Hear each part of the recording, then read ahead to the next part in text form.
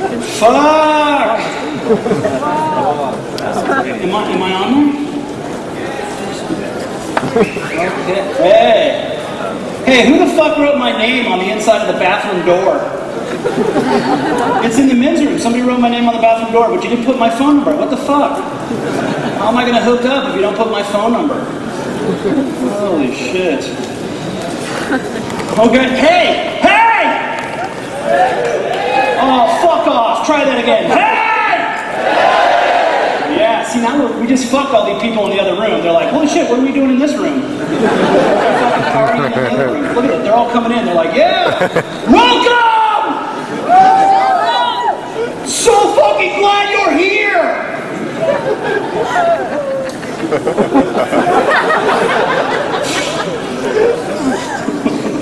Hey, so, am I at that? I'm up there, right? Yeah. Hey, I'm Josh Davis.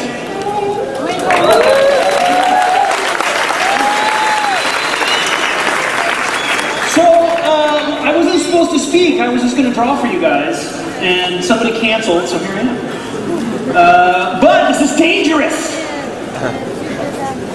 It's the fucking redneck double feature. Look, you got me and then you got that guy. You are fucked. I would go to the bar right now and get a fucking beer. Seriously, you're gonna need it. You're totally gonna need it. Redneck double figure. Look at him. I got crazy. That's good.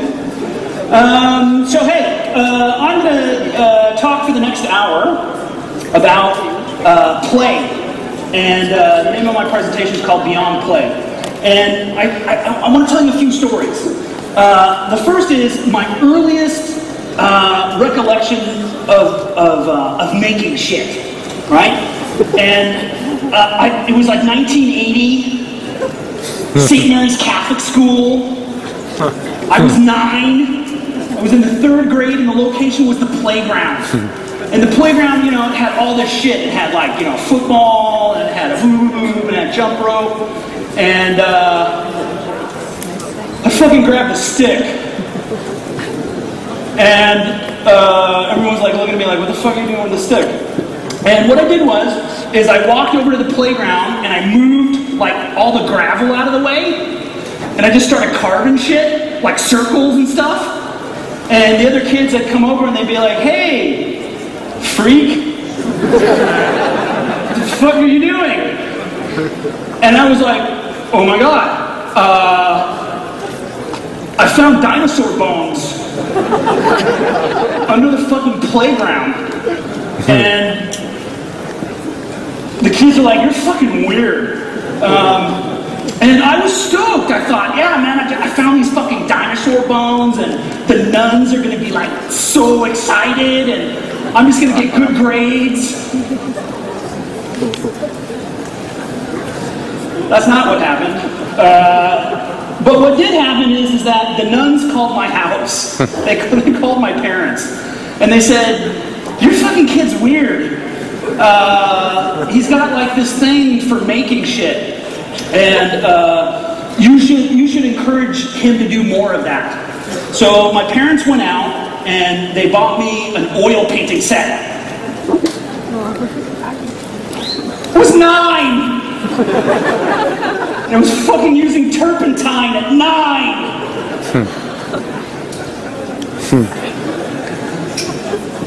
So this is my earliest recollection of work, right? This was work. Making stuff was work. And for me this was interesting because I want to talk a lot about work. Because we all work, right? I want to talk about work. But I want to talk about work, the word, not the action. So I'm talking with some friends, and I said, hey man, I want to do this thing called Beyond Play, and that's gonna be my presentation. And my buddy was like, why the fuck are you gonna do that? Like, you know, no one wants to hear you talk about play, because people have to work for a living. So why are you gonna talk about play when people have to work? And I was like, what the fuck are you talking about?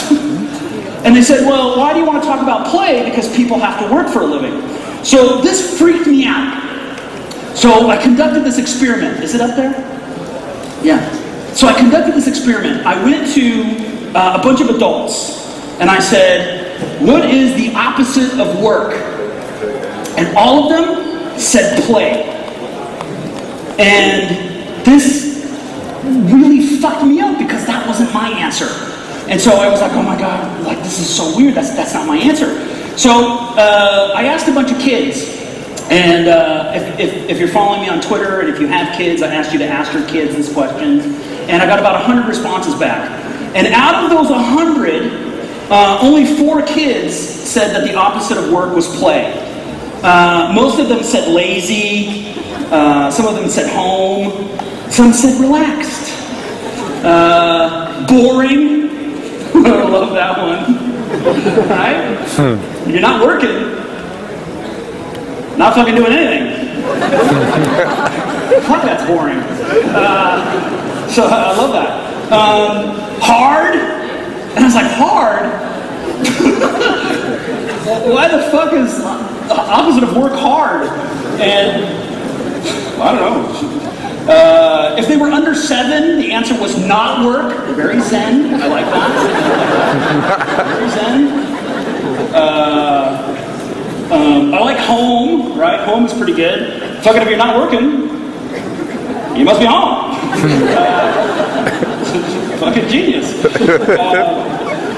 And so this made me think a lot because I don't see the difference. You know, for me, work and play are kind of the same thing.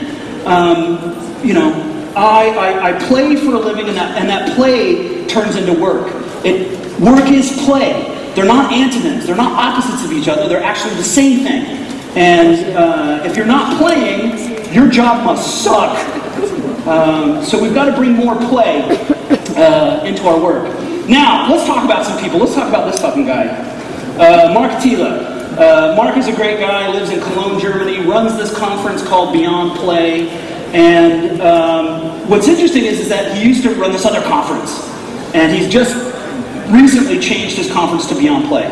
And this made me start to think about some shit, right? And it made me think about this.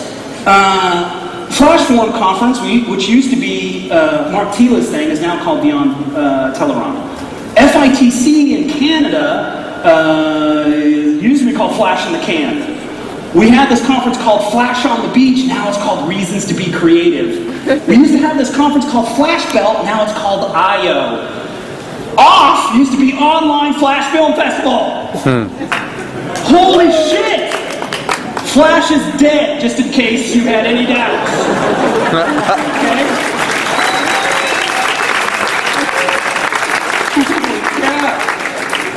And so this made me think about some stuff, like, you know, words can be funny things. Like, we had this word flash for like a really long time. And what flash meant was that you were experimenting and doing creative play, that you were trying things, right? But you can't keep doing that. Like, with time, new technologies emerge. We have things like processing, we have like open frameworks, we've got Cinder, we've got WebGL, we've got HTML5. We've got all these great things that are happening right now. Now, fuck you. Okay? Because I just want to say that actually HTML has been trying really fucking hard for a really long time, right? It used to be called HTML, and it was called the HTML, then it was called XHTML, and it was Web 2.0, and then HTML5, and that one fucking stuck. But let's not fuck around. The truth of the matter is, we're talking about HTML, CSS, and JavaScript. What the fuck do you think?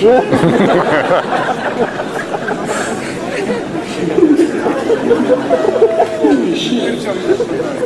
Has anyone told you to fuck? Huh? I love you too. My phone number will be in the bathroom.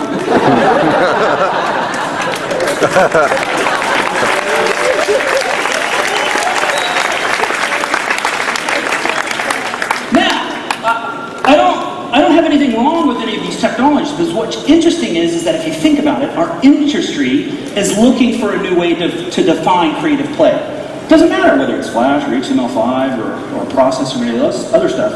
Our industry is hungry to sort of foster more of this creative play, and a lot of that has sort of died with the Flash community. So where was I? Mark lives in Cologne, and in Cologne there's this really fucking great building called the Dome Cloister, which I lovingly call Evil Cathedral. It's just fucking fucking evil. Right, so I'm gonna play, so I fucking go into the cathedral, and they've got these like really crazy stained glass windows, and I look at this stuff, and I'm constantly thinking about creative play, how to engage in creative play. And with this, you know, I'm always open to inspiration, and I'm thinking, you know, like, how can I use this to my advantage? So this is some film. It's used by silk screeners, and they print on black, and that's how they pull their silk screens. And I just ended up printing on it, and only to find out that it actually takes color really well. And experimenting, playing, there's no client here. This is just trying to expand my creative sandbox.